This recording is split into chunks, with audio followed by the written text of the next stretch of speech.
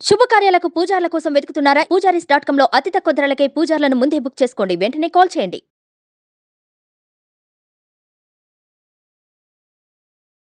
నమస్తే అమ్మా. నమస్తే.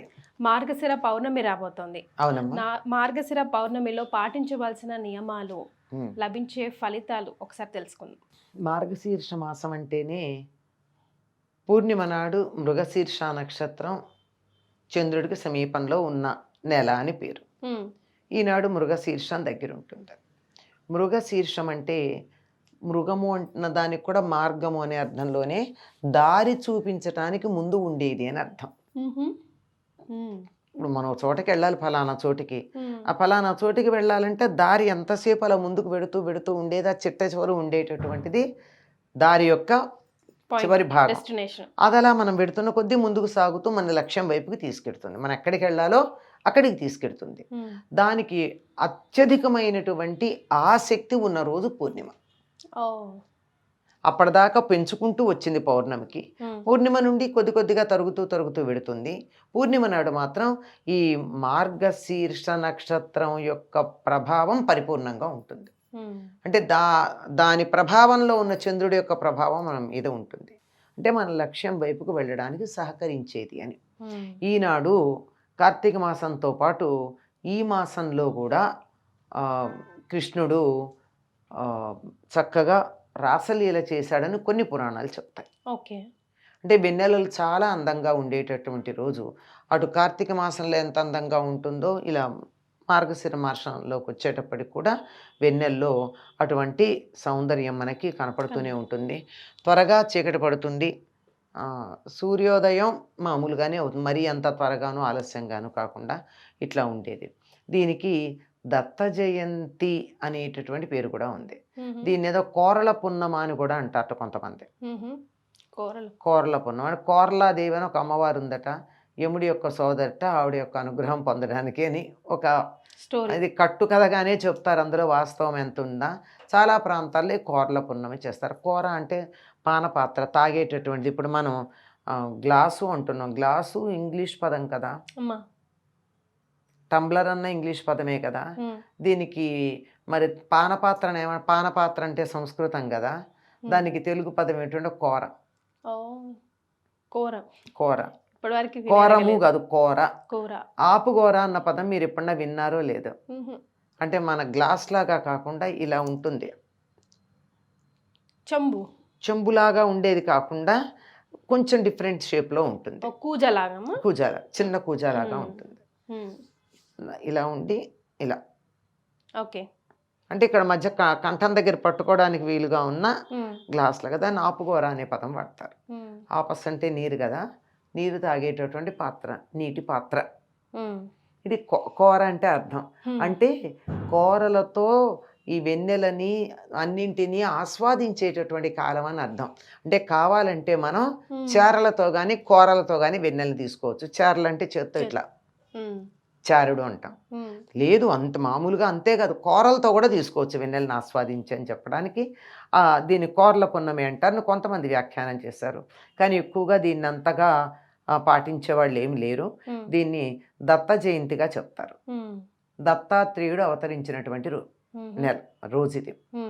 దత్తాత్రేయుడు అంటే త్రిమూర్తుల యొక్క సమైక్య స్వరూపం.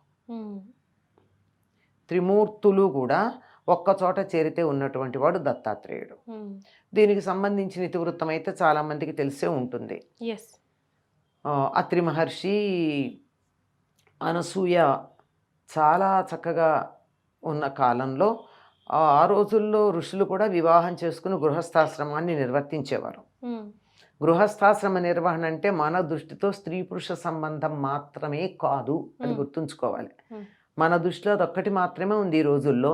కానీ ఒకరికొకరు ఆధ్యాత్మికంగా సహకరించుకునేది. ఒకప్పుడు అనసూయ ప్రతిరోజు అత్రి మహర్షి గోదావరికి వెళ్ళి స్నానం చేసుకుని వస్తూ ఉంటే ఇబ్బంది పడుతున్నాడని తన శక్తితో గోదావరిని అక్కడికి దగ్గరికి తమ ఆశ్రమానికి తీసుకొచ్చింది. ఇప్పటికి కూడా చిత్రకూటంలో మనం దాన్ని చూడొచ్చు. అనసూయ అత్రుల ఆశ్రమం, దాని ముందు ప్రవహిస్తున్నటువంటి చిన్న గోదావరి పాయ ఇక్కడికి తీసుకొచ్చేసింది ఆవిడ. అంతటి శక్తి కలిగినటువంటిది. తర్వాత భర్త తపస్సుకు భంగం కలుగుతుందని తమ ఆశ్రమం పైగా ఏ విమానాలు తిరగకూడదని కట్టడి చేసింది. దేవతలు విమానాలు అలా పైకి వెడుతూ ఉంటాయి కదా, ఆ విమానం యొక్క శబ్దానికి ధ్వనికి తన భర్త తపస్సుకి భంగం కలుగుతుందని. మరి ఈవిడెంత తపస్సంపన్నురాలో మరి విమానాలు నాపితే. ఒకసారి ఎప్పుడో అమ్మగారులు ముగ్గురు ఒక పేరంటానికి ఎక్కడికో వెడుతున్నారు. లక్ష్మీదేవి, పార్వతీదేవి, సరస్వతీదేవి. వాళ్ళ విమానం అటు వెళ్ళడానికి వీల్లేకపోయింది, ఆగిపోయింది. మేరు పర్వతం వైపు ఎగురుతున్నారట. ఏమిటి ఇక్కడ మా విమానం ఆగిపోయిందని ఏదో పక్కకు తిప్పుకున్నారు, వెళ్ళారు. వెళ్ళి ఏమిటి అని అడిగారు. ఎక్కడన్నా ఇలాంటిది ఉంటే నేనున్నాను అని చెప్పొస్తాడు ఒక అగ్గిపుల్ల గారు. ఆయన వచ్చాడు. ఆయనే నారద మహర్షి. వచ్చి అనసూయాదేవి అండి, ఆవిడ పాతివృత్యం ఎంత గొప్పది, భర్తకి ఇబ్బంది కలుగుతుందని చెప్పి తపస్సుకి ఈ పైన ఎటువంటి విమానాలు తిరగకూడదని కట్టడి చేసింది. ఏదో ఈ మధ్య మన ఐరన్ డోమ్ లాంటిది వచ్చి వింటున్నాం కదా, అట్లా అనమాట. మిసైల్స్ ఏవి రాకుండా పట్టుకున్న ఐరన్ డోమ్ లాగా అలా పెట్టేసింది ఆవిడ. ఈ ఐరన్ డోమ్ కంటికి కనపడుతుందా అండి? కనపడదు. అంతే, ఈవిడ పెట్టింది కూడా అంతే. అయితే వాళ్ళకి వెంటనే అనుమానం వచ్చింది, ఇంత గొప్ప పతివ్రత ఆవిడ పాతివ్రత్యం సంగతి చూడండి అని భర్తల్ని చెప్పారు ముగ్గురు. వాళ్ళు ముగ్గురు వచ్చారు. వచ్చి భవతి భిక్షాందేహి అన్నారు.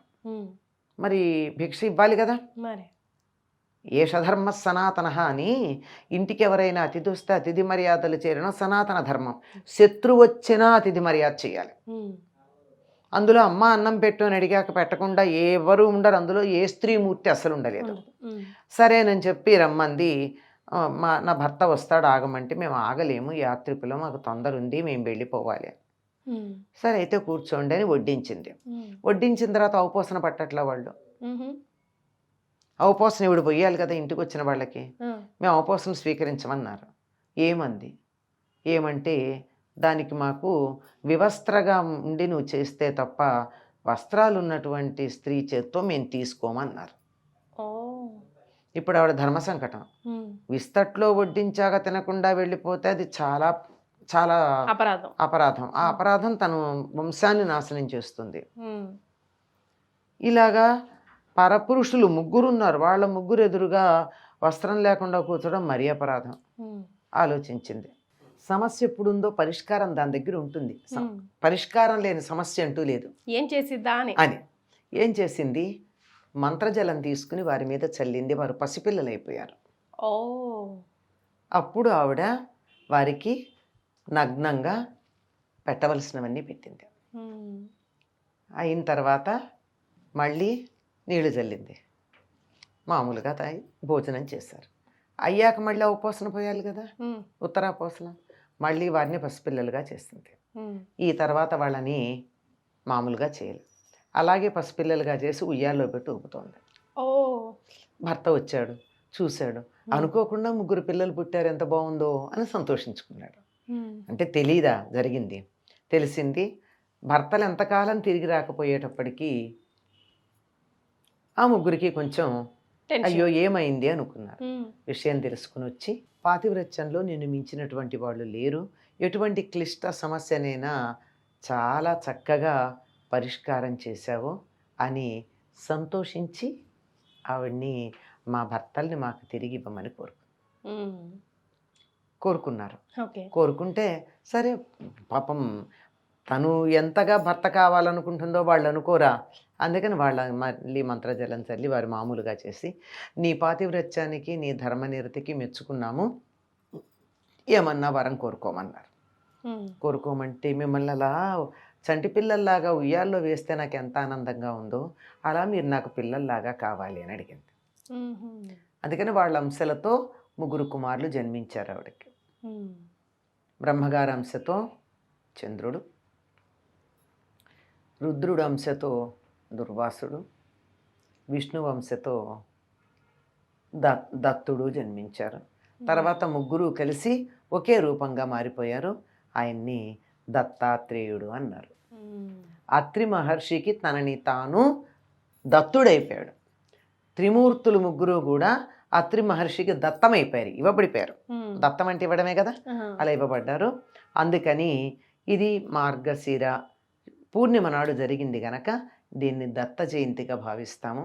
ఈయనకి దత్తాత్రేయుడికి 3 తలలు, 6 చేతులు ఉంటాయి. ఎందుకంటే ముగ్గురి యొక్క లక్షణం అందులోనే ఉంది కదా, మరి త్రిమూర్తుల యొక్క ఏకరూపం. దత్తాత్రేయుడిని ఆరాధించినట్టయితే త్రిమూర్తుల్ని ఆరాధించినట్టే. ఈయన మొట్టమొదటి గురుస్థానంలో ఉన్నవాడుగా చెప్పబడుతూ ఉంటారు. ఈ దత్తాత్రేయుడు యొక్క అవతారం పరిసమాప్తి లేదు, ఇప్పటికి కూడా ఉంది. ఈయన తలుచుకున్నట్టయితే స్మరణ మాత్రం చేత భక్తులను అనుగ్రహించడానికి, వారి దగ్గరికి రావడానికి ఎల్లప్పుడూ సంసిద్ధంగా ఉంటాడట.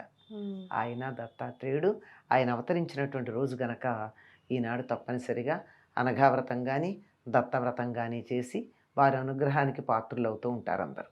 రైట్, చాలా సంతోషం అమ్మా, ధన్యవాదాలు. నమస్తే.